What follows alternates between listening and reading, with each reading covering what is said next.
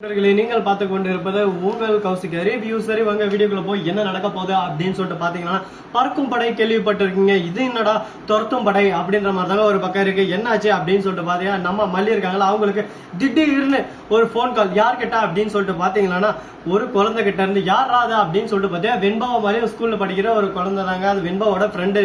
அவங்க வந்து போலீஸோட இப்போ வந்து போலீஸ் அரெஸ்ட் பண்ண போனாங்களே விஜய், அதாவது மல்லி குற்றவாளின்னு சொல்லிட்டு நான் தான் குற்றவாளி என்று ஒப்புக்கொண்டு விஜய் ஜெயிலுக்கு சென்றுள்ளார். இந்த சமயத்தில் அந்த குழந்தை நம்ம மல்லியை தொடர்பு கொண்டு மல்லியிடம் என்ன கூறினார் அப்படி என்று பாத்தீங்களானா, நானும் ட்ரை பண்றேன் வரமாட்டேன். பாத்தீங்களானா என்ன ஆச்சு அப்படின்னு சொல்லிட்டு பாத்தீங்கன்னா, இதோ பாருங்கம்மா, இந்த மாதிரி எங்க அப்பா தான் மறுபக்கம் உங்க வீட்டுல இருக்காங்கல்ல ராஜேஸ்வரி அம்மா, அவங்க வந்தாங்க, நான் பார்த்தேன். அவங்க வந்து எங்க அப்பாவுக்கு காசா கொடுத்தாங்க. இதை வந்து வெண்பா கிட்ட நான் சொல்லலாம் தான் போன் பண்ணேன். வெண்பா எங்க போயிட்டாங்க.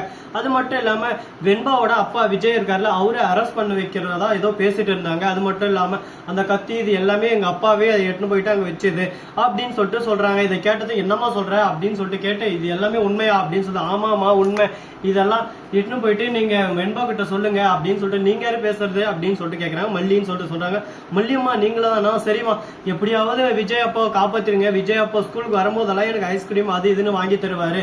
அப்படிப்பட்ட அவரே எங்க அப்பா இந்த மாதிரி பண்ணதே எனக்கு சுத்தமா பிடிக்கல. எங்க அப்பா கிட்ட நான் சொன்னேன், எங்க அப்பா அந்த வயசுக்கு அந்த பேச்சு பேசுன்னு சொல்லிட்டு என்னை திட்டி அனுப்பிச்சிட்டாங்க. அதனால எதுவும் பேச முடியல அப்படின்னு சொல்லிட்டு அந்த குழந்தை அழகா சொல்லுது. இதை கேட்டது நம்ம மல்லிக்கு இருந்து புத்துணர்ச்சி தர மாதிரி ஒரு விஷயம் கிடைச்சிச்சுடா. இப்ப இதை எட்டுன்னு போயிட்டு அந்த ராஜேஸ்வரியை புடிச்சு குத்துங்க குத்துங்க குத்துங்க, நேரம் நல்ல நேரம் அப்படின்னு சொல்லிட்டு ராஜேஸ்வரியை ஊமை குத்த போறோம். அதுதாங்க இனிமே நடக்க போகுது. இதுக்கு தானடா காத்திருந்தேன் இவ்வளவு நாளா, காத்திருந்து காத்திருந்து காலங்கள் போனதடி அப்படின்ற மாதிரி தாங்க ஒரு பக்கம் போயின்னு இருக்கு. சரி முடிந்தெல்லாம் முடிஞ்சிச்சு. இதுக்கப்புறம் என்ன நடக்க போகுது, ஏது நடக்க போகுது அப்படின்னு சொல்லிட்டு பாத்தீங்கன்னா, இதுக்கப்புறம் தானே இருக்கு முக்கியமான விஷயம் நிறையவே இருக்கு.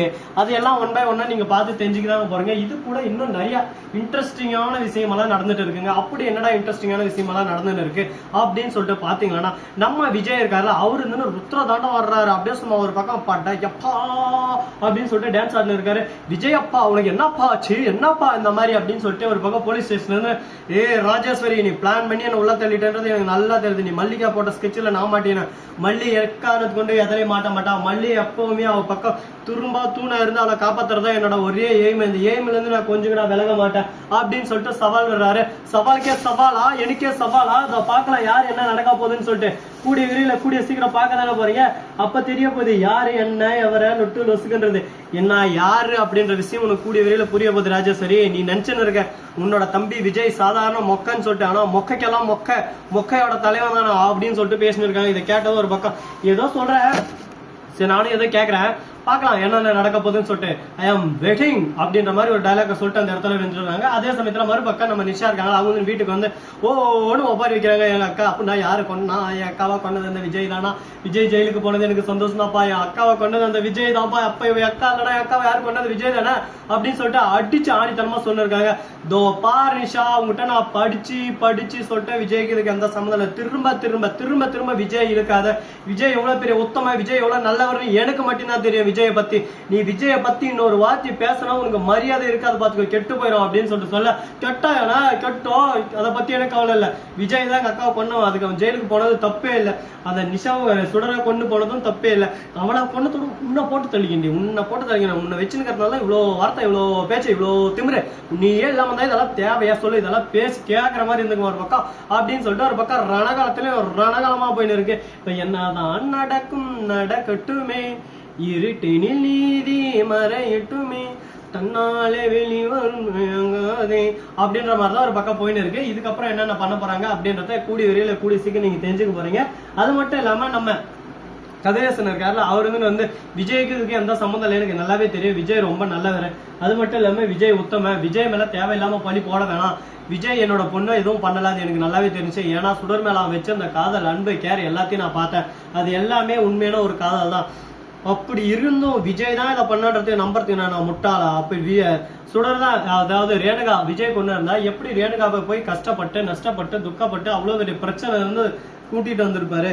அவ்வளவு மாதிரி இருந்தாலும் எப்படி கூட்டிட்டு வருவாரு? கூட்டிட்டு வரதுக்கு வாய்ப்பு இல்லைல்ல. அப்ப கூட்டிட்டு வந்துக்கிறாருன்னா நிஷாந்தன் இந்த பிரச்சனை போயிடுச்சுல, கேஸ் அது இதுன்னு விஜய் மேல, அதனாலதான் கூட்டிட்டு வந்துக்கலாம். இந்த விஷயத்துல நம்ம யோசிக்கலாம்லப்பா, இப்படியெல்லாம் நீ ஏன்பா யோசிக்க மாட்டேன்ற அப்படின்னு சொல்லிட்டு கதேஷனை கேட்க, என் பொண்ணு ஒருத்தி போகணும், இவ்வளவு நம்ம வக்கீலுக்கு படிக்க வச்சுக்கணும், தெரியாம இவ்வளவு பிசினஸ்ல சேர்த்து விட்டோம், வக்கீலுக்கு படிக்க வச்சோம்னா இந்நேரம் கேட்கற கொஸ்டின்ல எல்லாரும் ஒரு பக்கம் நீதிமன்றமே கதி கலங்கிட்டு இருக்கோம். அந்த மாதிரி ஒரு பக்கம் டக்கு டக்குன்னு டிக்கு டிக்குன்னு ஆடு எப்படியெல்லாம் கேட்க முடியும் அப்படியெல்லாம் கொஸ்டின் கேட்கறாப்பா. யாரா இவ டேய் யாரா அப்படின்ற மாதிரிதான் ஒரு பக்கம் ஃபீல் ஆகுது. சரி ஓகே இருக்கட்டும், நடப்பதெல்லாம் நன்மைக்கு அப்படின்னு சொல்லிட்டு ஒரு பக்கம் போகட்டும் அப்படின்னு சொல்லிட்டு விட்டாலும், அதே சமயத்துல மறுபக்கம் என்ன நடக்க போகுது அப்படின்னு சொல்லிட்டு பாத்தீங்கன்னா கரெக்டா நம்ம வெண்பா இருக்காங்கல்ல, அவங்க என்ன பண்றாங்க அப்படின்னு சொல்லிட்டு பாத்தீங்கன்னா டாடா போலீஸ் அரெஸ்ட் பண்ண போயிட்டாங்க, டாடா எனக்கு வேணும்னு ஆடுறாங்க.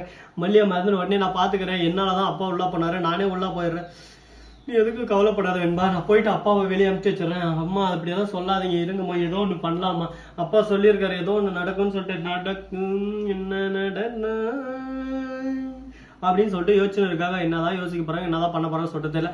ஐ வில் பேக்.